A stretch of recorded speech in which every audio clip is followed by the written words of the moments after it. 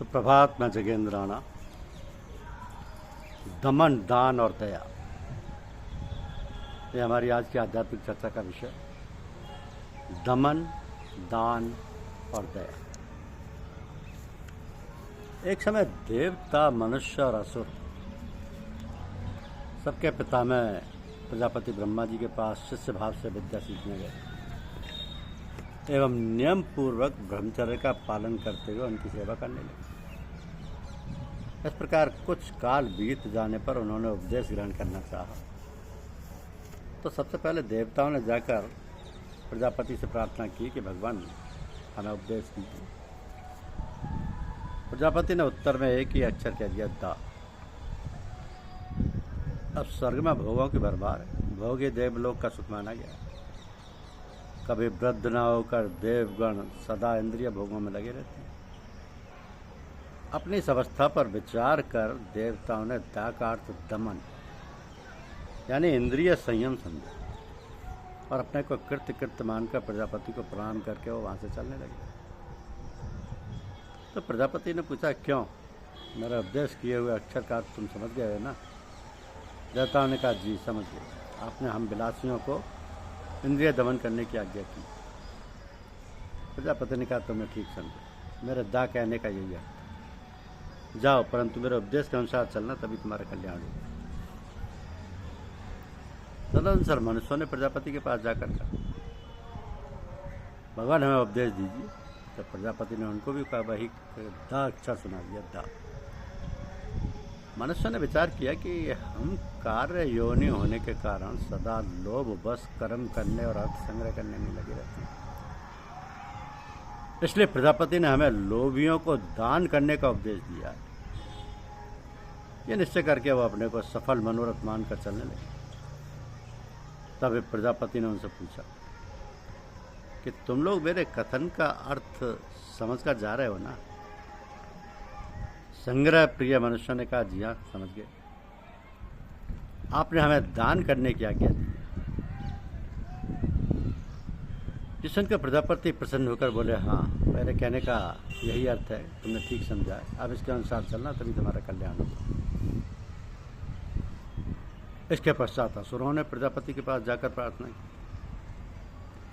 कि भगवान हमें उपदेश दीजिए। इनको भी प्रजापति ने दा अक्षर का ही उपदेश दिया। असुरों ने समझा, हम लोग स्वभाव से ही हिंसावृत्ति वाले हैं। क्रोध और हिंसा हमारा नित्य का व्यापार है। अतः प्रजापति ने हमें इस दुष्कर्म से छुड़ाने के लिए कृपा करके जीव मात्र पर दया करने का ही उपदेश दिया। तो विचार कर जब चलने को तैयार हुए, तब प्रजापति ने यह सोचकर कि ये लोग मेरे उपदेश का अर्थ समझे या नहीं, उनसे पूछा, तुम जा रहे हो परंतु बताओ मैंने तुम्हें क्या करने को कहा? तब हिंसा प्रिय असुरों ने कहा, देव आपने हमको हिंसकों को या हम हिंसकों को दा कहकर प्राणी मात्र पर दया करने की आज्ञा दी। यह सुनकर प्रजापति ने कहा, वत्स तुमने ठीक समझा। मेरे कहने का यही तात्पर्य है। अब तुम द्वेष छोड़कर प्राणी मात्र पर दया करना, इससे तुम्हारा कल्याण होगा। तो देव धनुज मानव सभी लह परम कल्याण, पाले जो दा अर्थ को, दया दमन और दान। मनुष्य जीवन की स्वर्णिम घड़ियां यूं ही बीतती चली जा रही और हम बिल्कुल बेपरवाह अपनी स्वच्छंद गतिविधियों पर जरा भी अंकुश नहीं लगा रहे। तो फिर जीवन कैसे सुधरेगा? एवं हमारी यात्रा जो आध्यात्म पथ की ओर है, कैसे सफल व पूरी होगी? मन, वचन व कर्म से जब तक हम अपने को सच्ची भक्ति और अनन्य प्रेम से नहीं जोड़ेंगे, जब तक हम अपनी सांसों को भगवत प्रेम की डोरी से नहीं बांधेंगे,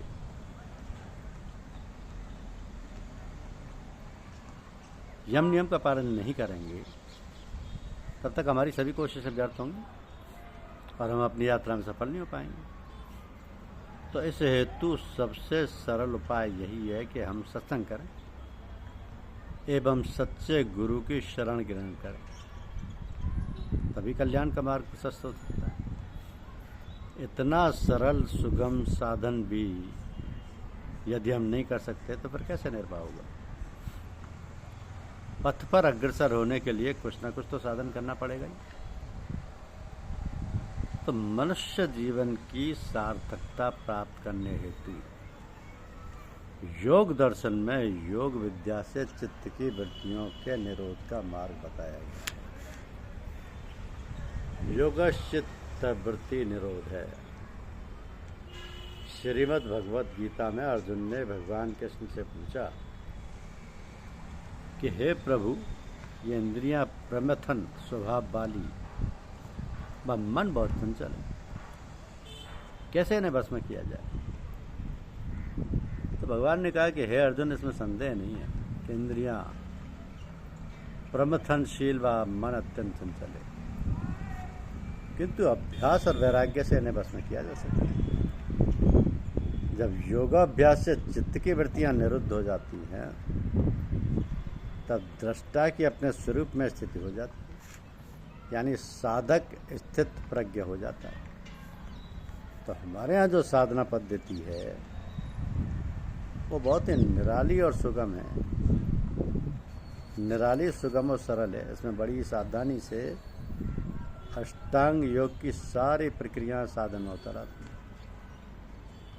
थोड़े मनोयोग से इधर ध्यान देने की बात है कि ये सब सरल सुगम होते हुए भी हमें उस और कुछ प्रयास तो करना ही पड़ेगा।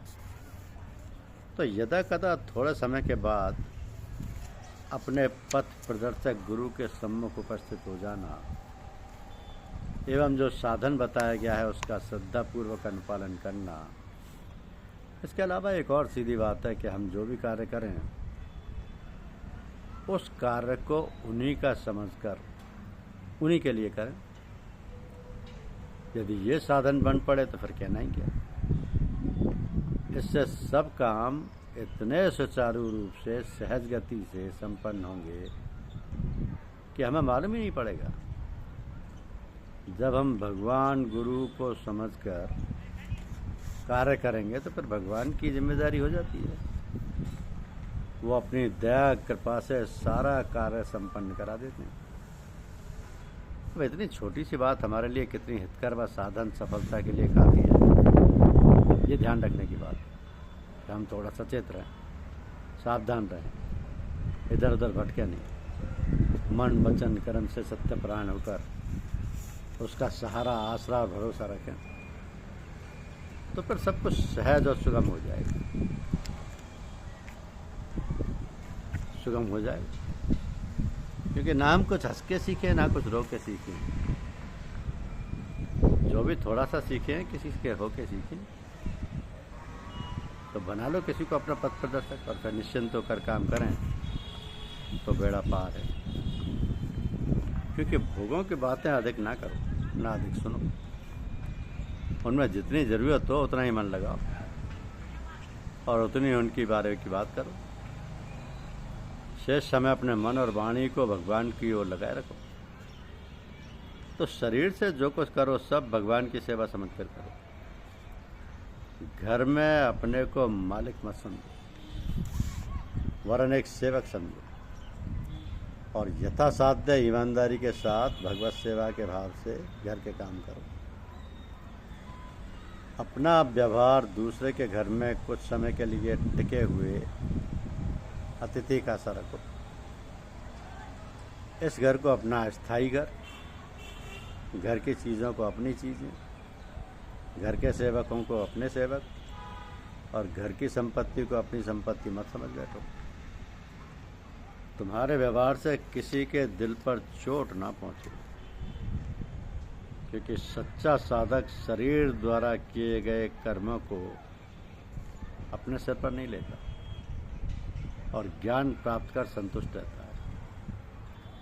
ऐसा ज्ञानवान जीव परमात्मा को प्राप्त कर लेता है। तो जो मनुष्य शरीर के रहते हुए परमात्मा का ज्ञान प्राप्त नहीं कर लेता उसका जीवन व्यर्थ है। ज्ञान रहित मनुष्य का जीवन प्राण रहित शरीर की तरह होता है। धन्यवाद।